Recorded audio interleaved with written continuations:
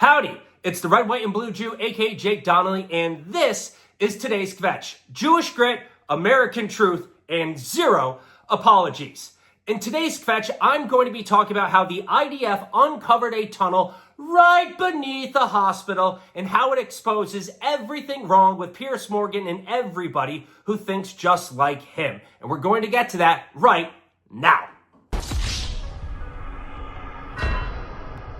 So the IDF uncovered a tunnel right below a hospital, which is in of itself a war crime. And guess who was underneath that tunnel and therefore underneath that hospital? A Hamas leader. And guess what Israel did to that Hamas leader? They took that Hamas leader out. Now remember, according to Piers Morgan, when it comes to how Israel is actually conducting this war, all he has to say is not like this. So apparently, when Israel conducts its war, Piers Morgan doesn't want it to uncover terror tunnels underneath hospitals and doesn't want Israel to eliminate Hamas leaders hiding underneath those hospitals. Which begs the question, how else does Piers Morgan want Israel to actually conduct this war? No, don't like that. Because they're fighting a war against people whose modus operandi, their MO, is all about war crimes.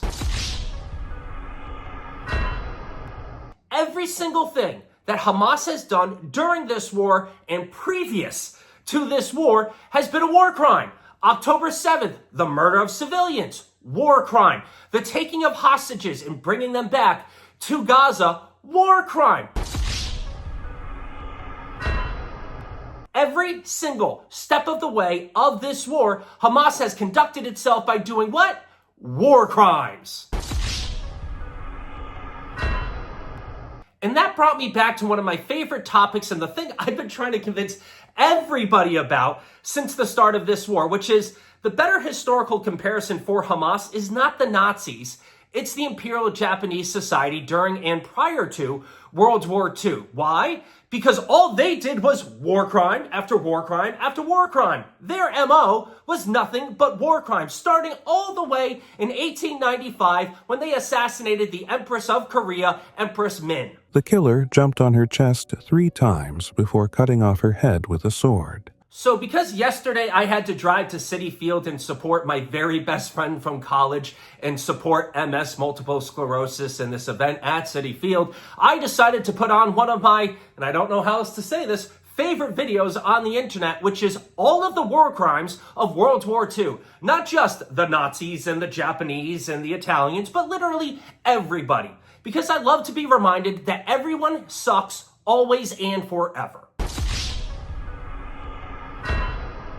But if there is one undisputed king of war crimes, it's the Japanese from World War II and again, prior. Nanjing, not good at all. World War II itself, very, very bad. A bunch of stuff that's so bad, in fact, that I can't even say it on this video on YouTube. So, when I try to convince people that, there are different ways to end wars, kind of like the way that the United States ended World War II, I like to remind them that's because when you're up against a zealot enemy who does nothing but war crimes, well, sometimes you have to be fucking brutal.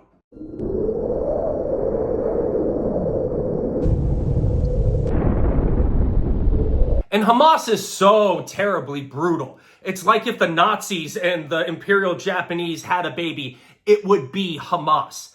Think about it. That tunnel from earlier that nobody, including Piers Morgan, wants to talk about, that tunnel in of itself is a war crime. A war crime that is so heinous that it turns a hospital from a protected place into a no longer protected place of war. But Hamas just kind of continues to go along with its war crimes because nobody wants to call out the fact that Hamas continues to do war crimes every single second of every single day. Even the most basic war crime. What's a Hamas uniform look like? The only time you've ever seen them is in those propaganda parades when hostages are finally released. That's the only time you've ever seen an actual Hamas uniform. When they put tunnels in babies' rooms, in the houses of civilians, that's a war crime. When Israeli soldiers die and fall in battle because they go into a booby-trapped civilian house, that is, guess what, fans? A war crime. Every single step of the way, Hamas commits war crimes. All this war is, the October 7th war, is a war crime war against Israel. They hide their arms in children's rooms. They shoot rockets from schools. They have tunnels under hospitals. Everything that Hamas does is a war crime, but because they do so many war crimes, we all kind of forget and just ignore the fact and never call it out that every single thing they do is a war crime. So how do you defeat an enemy whose modus operandi is war crime after war crime after war crime? You have to go at them with everything that you have. But the entire world is doing everything it can to stop Israel from taking out the people who are doing nothing but war crimes. And that brings me back to that war crime video that I was talking about earlier. When Simon, and now quick aside, every single time he refers to the atomic bombs on Hiroshima and Nagasaki, he says Hiroshima and Nagasaki, when the actual history of the matter is Hiroshima and then Nagasaki. Because what happened after the United States dropped an atomic bomb on Hiroshima? The Japanese didn't surrender. That is but a taste of our fury. Do you yield? I do not. They did not. It was actually only after Nagasaki that the Japanese surrendered. Why? Because they were so zealoted, they were so imbued with their corrupted Bushido culture that they refused to surrender until the second atomic bomb was dropped on them, and their god, Emperor Hirohito / Emperor Sho, told everyone, by divine decree, we have to surrender.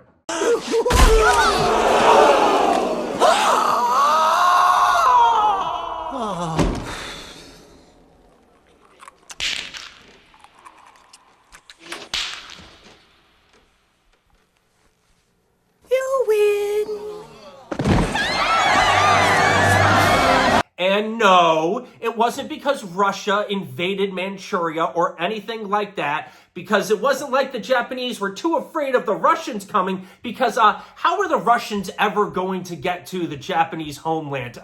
Fat electrician Nick, please take it away from me. And then you get all the kids that are like, actually, Japan only surrendered because Russia attacked. Oh, really? Fuck you. Really? Russia attacked northeast China with the Japanese sea in between, and that's why Japan fucking surrendered. Real quick, what was the Russian Navy like in World War II? Oh, there fucking wasn't one. I remember, because the only way they were going to be able to shuttle troops was because of the U.S. Operation Hula, where we were going to transport it for them. So shut the fuck up. It doesn't make any sense. Now look, I'm not advocating dropping nukes or atomic bombs on Gaza or the Palestinians by any stretch of the imagination. But I am asking you to say, who does that sound like when it comes to the Japanese, who were such zealots that they didn't even surrender after the first atomic bomb when the United States dropped a practical sun on them?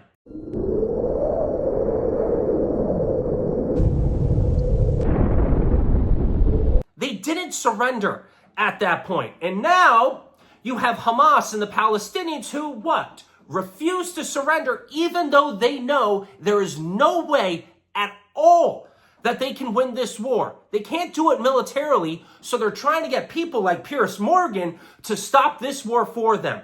Even though we all know how this war is going to end. For Hamas to be disbanded and for all of the actual hostages to be returned. That's it. Very simple, but for people like Piers not like this. Not like this. Not like this. And before you start talking about how Dwight D. Eisenhower and Admiral Nimitz and a couple of other people were saying, but Japan was ready to surrender, first and foremost, we have the actual factual. And the factual is, after Hiroshima, did Japan surrender? No, they did not. And then secondly, and this is the most important thing, all of those people that said that Japan was ready to surrender, none of them were going to take part in the actual mainland invasion of Japan. So it's always interesting when the higher ups are totally okay with saying, well, they were going to surrender even though they didn't. And also, if they didn't, I wasn't going to be on the front lines of that invasion. Oh, well, actually, what they don't tell you in school is the Japanese tried to surrender before America dropped the atomic bombs, and we just did it because we wanted to experiment. It's like, no, they didn't. They approached the USSR and said, hey, we basically want a ceasefire permanently and leave the entire Japanese imperial government intact, so they could rebuild an army and fucking do it again. Obviously, that was never an option. The USSR told them that was not them trying to surrender. So I ask again, what do you do when you have a society that is so filled with zealotry that they won't surrender despite all of the odds stacked against them? When even though they have no way to militarily win this war, they're still going to continue to fight, that they won't surrender, that they won't do what the actual attacking force is now doing. Even though they started the war, they still don't want to end the war. What you do is you attack with overwhelming force.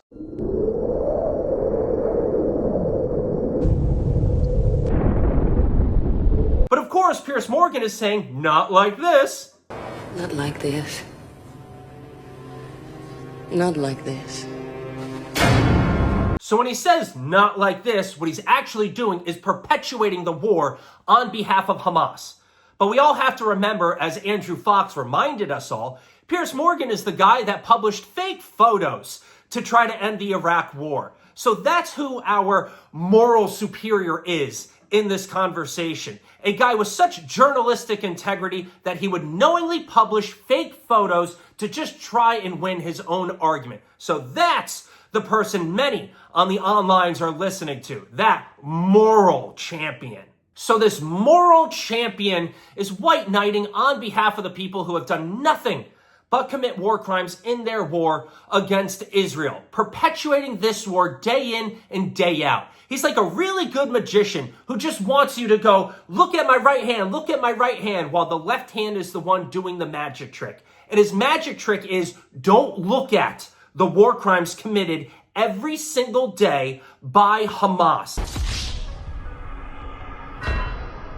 That's his magic trick. Don't look at the tunnel underneath the hospital. Don't do that, because it would expose my entire argument that Israel, which is conducting the most moral war anybody alive has ever seen, is continuing to do so despite people like Piers Morgan condemning Israel for conducting the most moral war anybody has ever seen.